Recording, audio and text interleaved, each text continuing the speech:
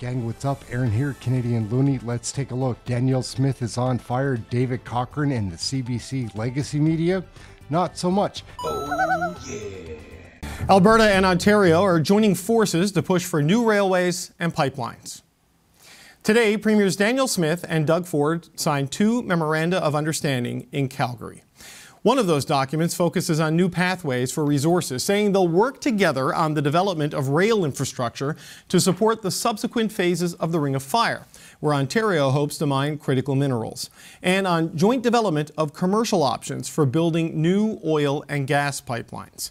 Meanwhile, Prime Minister Mark Carney gave another boost to a potential pipeline today, telling the Calgary Herald that it's highly likely an oil pipeline will make Ottawa's major projects list.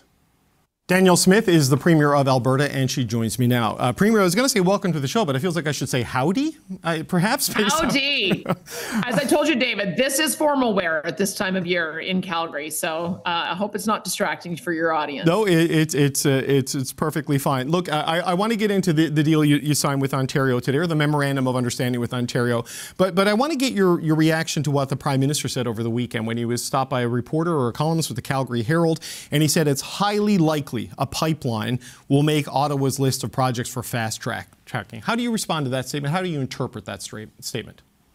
I'm very encouraged by that. I mean, one of the issues that we have found in talking with the pipeline companies is that almost every one of them agrees that the best project for us, the highest value, easiest to build, that opens up the new markets in Asia would be a pipeline, a bitumen pipeline to the Northwest BC coast. And so we've been advocating that from the very beginning. We know that there's an opportunity as well with the Pathways project to be looking at how we might have a more decarbonized product going through. And so those two projects together, I think the Prime Minister seems to have some interest in. They have to do a little bit more work because putting something on a project list is, of course, a necessary condition to getting it done, but it's not sufficient. If we want anything to be built, to be drilled to go into that pipeline, we need to change the overall investment climate. So we have a lot more work to do on that front. Right. So to get on the list, though, it needs a proponent. And the Prime Minister is also quoted in this Calgary Herald piece as saying the private sector is going to drive it. You're talking to the companies, I get that, but is there a proponent? Is there someone getting ready now to come with a proposal to the federal government, to the new major projects office, say, this is our plan, this is who we are, this is our money, let's go? Well, I can tell you that we hear from the pipeline companies that as long as there is a greenwashing bill that makes it criminal behavior to talk about their emissions reductions, as long as there's a tanker ban, and as long as there's a production cap, which is they say it's an emissions cap, but we know it's a cap on production, that there's not a lot of enthusiasm for a private sector company to come forward and waste a lot of money going through the process if it's not going to result in more production. So that's why I said we need to address those bad laws in order to create an environment where there's a lot more investor confidence. And if those two things can happen together, I also share the Prime Minister's enthusiasm that it will be a private sector company that builds it. I know you've talked about the 9 laws that you don't like that the federal government brought in. I don't know if the Prime Minister is going to go as far as you would like him to, but he has said there's ways to deal with the tanker ban. He has given some assurances of some sort of action to allow it to happen. So based on that, I mean, they're hoping to get a list of projects, I think, by this fall, at least the initial tranche of things. Do you think there is a window here for a pipeline to make that initial list, or is it going to take longer than that based on the environmental and regulations as they exist today? That's the time frame we're working towards. We would like to see a bitumen pipeline on the projects list for the fall, and in good faith, work with the federal government to see if we can get a 2 years to yes on the permitting side. And at the same time, we're going to be forwarding our ideas about how they would either substantially revise or repeal the 9 laws that we know from our business community are creating a chill in the investment climate. Because remember, the pipeline companies, they're not the ones producing the emissions. It's the oil sands companies, the SAGD companies, the conventional oil companies. They're the ones who are creating the emissions. And if there isn't a reprieve on that emissions cap, then they're not going to be encouraged to drill. So nobody wants an empty pipeline. If we're going to do this and create new markets, we have to create an environment so that all the players in the energy industry are able to have confidence to go forward. Okay, the memorandum you signed today with Ontario on energy and on critical minerals, how does Ontario support help Alberta get a pipeline built? This is not to the Northwest BC coast. This is something going west to east.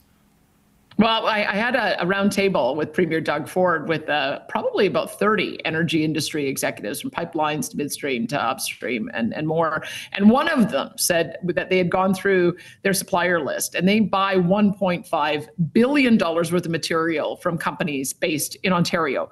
We know that Ontario has a huge steel industry. We should be buying more pipe and more products from Ontario rather than sourcing it from the United States. Those are the kind of conversations that we've been having.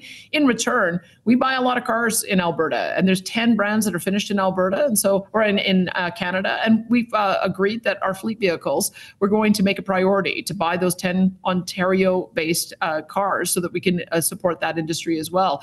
But interestingly, the Premier is very interested in, I don't think I've seen an Ontario Premier talk about oil and gas pipeline infrastructure as much as this one. He wants to see if we can build a pipeline to James Bay, and coupled with icebreakers to be able to get our products out into the east coast of Canada and also onto Europe. And it's not just, if we can do those kinds of projects along with new road infrastructure, rail infrastructure that helps critical minerals, food, fiber, manufactured goods. I think that that's the kind of thing you're seeing all of the premiers look at, is how do we get a double win? And I think that Premier Ford has been a real leader on that. Well, look, there's obviously the emissions concerns of increased oil production that a lot of people will have, and there are specific challenges with bitumen going through ice waters and into the Arctic that is risky and makes it difficult. But again, this memo, it talks about a pipeline to Ontario, including James Bay that you mentioned. But again, there's the absence of a proponent, right? So, I mean, where is it on that front with this specific project? Because the economics of the Northwest BC coast that you talked about seems a little bit more clear than the west to east going to James Bay, because there's multiple provinces, multiple jurisdiction, and a port in an ice water zone that needs to be resolved. So how does this one see the light of day? We have 10 years of a federal government destroying investor confidence, costing tens of billions, hundreds of billions of dollars of investment to flee elsewhere. Is it going to turn around on the basis of a few words and a few words of encouragement from the Prime Minister? Probably not. But I think when you start seeing that every single premier is looking for ways that we can move from the historic answer of automatic no to automatic yes, I think that that's encouraging. The world changed in November. When Donald Trump got elected in the United States. And I think the Canadian sentiment has changed. When we do polling, we find that well over 70% in most jurisdictions support the idea of us supporting each other and building energy infrastructure. And so that's what we're going to work towards. The future world, if you look at the OECD projections, is that we're going to grow from 104 million barrels per day to 120 million barrels per day as the 5 billion poor people on the planet aspire to have the same quality of life that we do. And if there's going to be a slightly larger pie, I think Alberta and Canada should also be making sure that our product is getting to market. There aren't a lot of great jurisdictions and reliable jurisdictions on the planet that provide heavy oil. Venezuela, Iran are two examples. We want to be able to provide our allies and our trading partners with a reliable supply of this energy. And I hope that the rest of Canada cheers us on in that. I know that Premier Doug Ford is, and I'm grateful for his support. Well, look, the Prime Minister and his Energy Minister, Minister Hodgson, they've suggested a willingness to support pipelines and other projects for decarbonized oil. And I know environmentalists and others quibble with that phrase because they think there's no such thing as a decarbonized barrel of oil, but they mean on the production end and the transmission end. You've said it here that you want the emissions cap lifted, you want other things lifted. If things like the Pathways Alliance carbon capture can get fast track, can go ahead and can capture carbon and reduce emissions, why do you need to lift the emissions cap if there is these other avenues and other ways, like small modular reactors for energy sources, for example, at mining sites, that can allow you to boost production, get a pipeline going, and reduce emissions at the same time? Why do you need to lift the cap if the path is there? Well, you have to work at the speed of technological change. You can't put an arbitrary rule in place that you have to be decarbonized substantially by 2030 and expect that within 5 years that's going to happen. Small modular reactors are a great option, but most people don't think those are going to roll out until about 2035. If you want to try to get an at-scale CANDU reactor, that's probably about the same time frame. So that's the real problem that we're having. I've always said we can reach carbon neutrality by 2050, but you have to work at the scale of innovation. You have to be able to adopt the technology as it becomes available. And the proposal of the Pathways Group is, yes, carbon capture utilization transportation and storage, as well as being able to use hydroelectric or nuclear and have interties from our neighbors to decarbonize at the front end. And then also direct air capture. Carbon engineering has just come back to Alberta so that they can experiment in that sort of last mile of how do you capture CO2 from the atmosphere and turn it into useful products. So that's the reality of what it is that the Pathways group is proposing, but that takes time. And so if we can stretch out and align with other trading partners around the world, remember China's not intending to reach their target till 2060. India is not intending to reach their target until 2070. Let's allow for a little bit of latitude for the technology to work, so then we can export that technology to the rest of the world too. Okay, one last question. The memo you signed with Ontario, it includes a joint feasibility study to help move private investment. So if a pipeline project needs significant financial help to make a business case, is Alberta willing to subsidize it, and how far are you willing to go on that?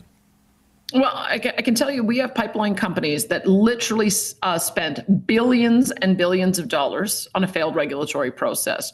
So we have already said that we want to do what we can to de-risk it. We can pledge barrels to be on those lines so that when they go out and ask the market to participate in it, we're demonstrating that we want to be first in. But make no mistake, we need to have it on the list. We need to see that the 2 years to yes is a real proposal. And then once we get to that process, I'm quite sure that the private sector is going to be encouraged to be able to build it. If we go through this exercise and the federal government has to build another pipeline, then I think we failed at the process. What it is we're trying to do is get investment confidence back so that the private sector can invest in all of these projects. And, and that's what we're prepared to work with the federal government on. I don't see a world where the federal government builds another pipeline. Do you? Do you say that as hyperbole, or do you think that's actually a possibility in this process? Well, that's what had to happen because the regulatory process caused Energy East to fail. They pulled the plug on Northern Gateway. The last one standing was the Trans Mountain Pipeline, and they built it at 5 times the cost of the private sector proposal, and only because the proponent was going to pull out of that one too. That's what I mean. It was a demonstration of how damaged the investor confidence was. So if we can turn it around and have a proponent come forward, build it, I think that's going to demonstrate a lot of confidence that we've managed to fix the underlying problems. And I think that would be good for all of the country, not just for our projects, for mining projects, for transmission projects, and for all of these other nation building projects that every premier wants to keep on advancing. Right. Yeah. Well, with TMX, there were issues with BC and Alberta, and and provincial rights and federal rights as well. But I take your point that it took the federal government to get it there. Alberta Premier Danielle Smith, always appreciate the time. Thanks for joining us today.